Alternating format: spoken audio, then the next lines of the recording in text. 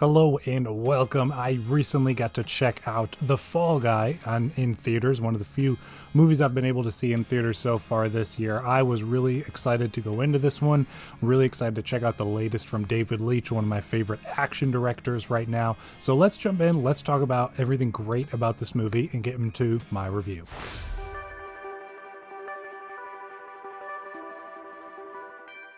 Welcome once again, my name is Austin, and in this video we're going to be diving into my review on the movie The Fall Guy. The Fall Guy is a movie that came out just a few weeks ago in theaters and is directed by David Leitch, starring Ryan Gosling, Emily Blunt, and a number of other actors. So I was going into this movie with fairly high expectations. I really enjoyed David Leitch's last movie, The Bullet Train. I thought that one was really great, unique, really interesting action movie featuring Brad Pitt. So going into this next movie, I was really excited, especially just based on the setup of it being kind of focused on a stunt guy, and really the stunt community in general really had me excited for this one, because if you've been following my channel for any amount of time, you know I'm a huge action movie fan, and especially when it comes to stunt work, I have a huge respect for the guys that do it. So I was really looking forward to a movie that honed in on that specific kind of niche within filmmaking. So those were my expectations going in, and then coming out, let's talk about first the performances. So as I mentioned,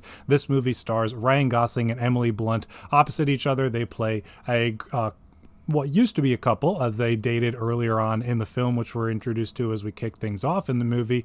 And then Ryan Gosling's character, Colt, has an accident, and because of that accident, they end up breaking up and are separated. And so we kind of get a bit of a rekindling of that friendship and relationship throughout the movie, him wanting to get back together with her and kind of repair that relationship. So I thought together, both of them, whenever they're on screen, their chemistry was fantastic. I'm a big fan of both actors and both the typical roles that they play, as well as when they kind of step outside the box and do something a little bit different. Ryan Gosling tends to have a pretty wide range when it comes to the projects he's involved in, and I feel like this was a really cool one for Emily Blunt as well. So Gosling's character, Colt, I thought he was really interesting. He really nailed the whole kind of stunt guy persona. He's someone who's passionate about his work and the craft that kind of goes into it and what makes a great stunt, and getting to kind of see the effects that something like an accident and a physical injury would have on someone in that industry was really interesting.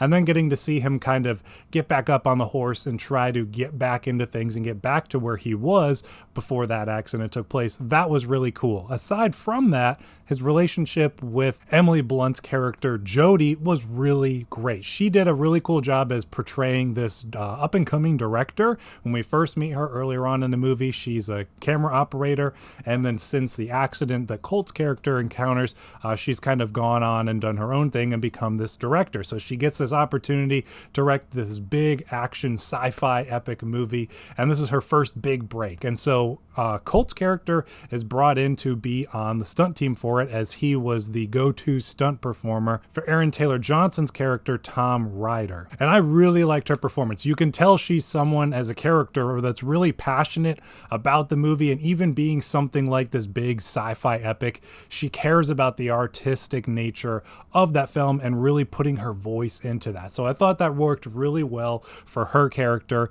and the both of them and their individual journeys of her wanting to be this director and really prove herself, and then Ryan Gosling's character of Colt trying to come back from this accident and really prove to himself that he can do this, while at the same time them kind of trying to repair that relationship and see where it could potentially go. So as far as the dynamic between them went, I thought that was perfect for kind of the heart of the story and for the film. So both of them as the leads, their performances were really great. I mentioned Aaron Taylor Johnson. He plays Ryder, who is the actor that Colt stunt doubles for. I thought he was really fun. You could tell he was having a good time with the role of that character. He kind of plays this stereotypical, like, egotistical type guy who's just kind of full of himself, and it really works for him. He really nails that performance, but he's really great. Winston Duke is another supporting character or role in this one. He plays Dan Tucker, the stunt coordinator for this movie that Jodie is directing, and I thought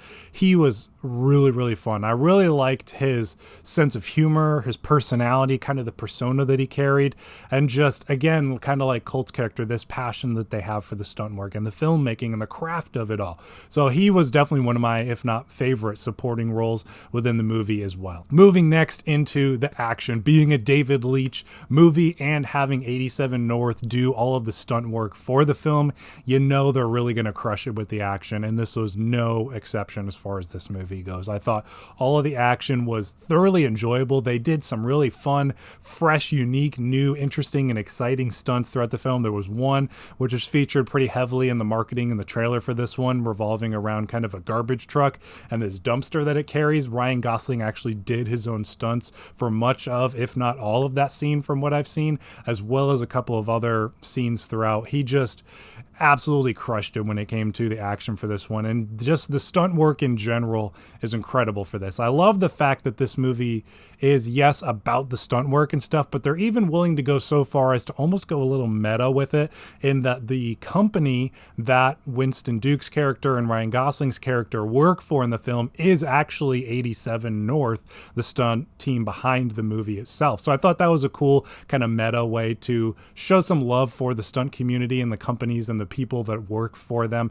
That was really neat. And then just really featuring the fact that it's kind of an overlooked role within films when it comes to the overall Hollywood experience, especially when it comes to like awards and stuff like that. There's a little dig at the fact that there's no Oscar nomination for best stunt in a movie. So just the all-around execution of the action and the way it's presented and portrayed and just explored throughout the film, I thought was really great. I really enjoyed all the action throughout, even for some of the sequences, which I'll give a little bit later, where I had a couple minor criticisms. It was never to do with the action itself.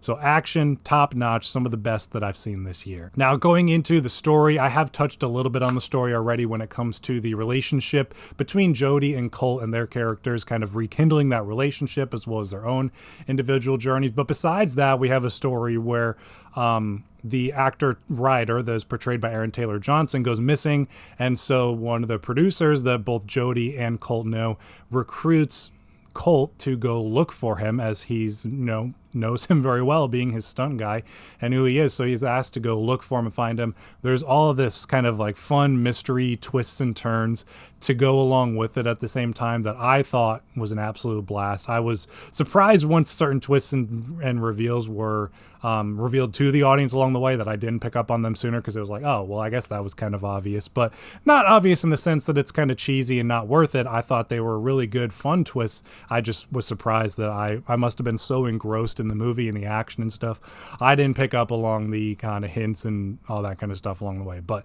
the story was really entertaining. It was a very, very good balance of action, romance, and comedy, kind of all mixed together. I kind of been telling people that this is almost the perfect blend of an action rom-com type movie. When I was watching it with my wife, we compared it a little bit to The Lost City, the one starring Sandra Bullock and Channing Tatum that came out a few years ago. We did come out of this one, and she said she did like that one a little bit more compared to this, just comparing between the two, where this one hones a little bit more on the action stunt work side of things. So I think that's why I appreciated it a little bit more, where she likes a little bit more of the drama, the romance that's kind of mixed in with it too. And she's also a big fan of Channing Tatum and Sandra Bullock. She's a big fan of Ryan Gosling and Emily Blunt too, but it just worked for her on a different level. So she came out of it quite liking the movie, but liking other stuff better, still enjoying it. So just to give you a little bit of a tease of what she thought of the movie, as well as something that kind of feels like a bit of a date movie to go for the action and the romantic kind of comedy angle at the same time. Now, I mentioned a couple minor criticisms. The only one, I barely even call it a criticism, just more of an observation. It may be something that I don't feel when I go rewatch this movie at some point, but when it comes to the last act, not spoiling anything here, this is a spoiler-free review. The final action sequence in that final act went on a little long. It was never to the point that I was bored of any of the action. I was fully engrossed in it, invested in that action, but it just kind of kept going on to a couple of points where I was like, oh, we're still going kind of thing. So it's just something that I noticed and observed. I can't quite pin down if it was something that would necessarily fall into a criticism category for me when rating the movie, but it was enough that I observed it and wanted to kind of mention it at the same time. I am interested in when I do rewatch it, kind of, you know, knowing the full scope of the movie, going in for a rewatch, if I would still feel that way going through that final sequence, or if it was just something that was just how I felt through that viewing experience. Now, I will mention it might have been impacted by the fact that theater we went to, we did have to sit a little closer than we normally would. So my wife did get a little bit of a headache by the end of the movie. So I was kind of hoping it'd be wrapping things up soon so we could get her out of there before her headache got any worse. So that might have impacted it, and that I was hoping the movie would be wrapping up a little sooner to get her out of there and not have to deal with that headache anymore, because we were kind of sitting like this in the theater. We weren't front row, but we were like second or third row in the recliners. So it was definitely a bit of a looking up at the screen kind of situation. Didn't bother me as much, but it definitely bothered her a little bit. So that might have impacted it a little bit for me as well. But aside from that, I really didn't have much to complain about from this movie. In the end, I gave it a 4 out of 5 stars. Not my favorite David Leitch movie, but it's definitely up there with some of his best work. I do like the Bullet Train movie just a little bit more as far as the style and stuff that went into that one. I really felt like the Bullet Train was almost like a live action anime, where I also totally support and respect the fact that they made this one more of a full-on experience with stunt work in the stunt community and stuff. So I still thoroughly enjoyed the movie, gave it a 4 out of 5 stars. I would love to hear your thoughts and review on this movie in the comments down below. Thank you for checking out this video and sticking around to the end. I will see you in the next one.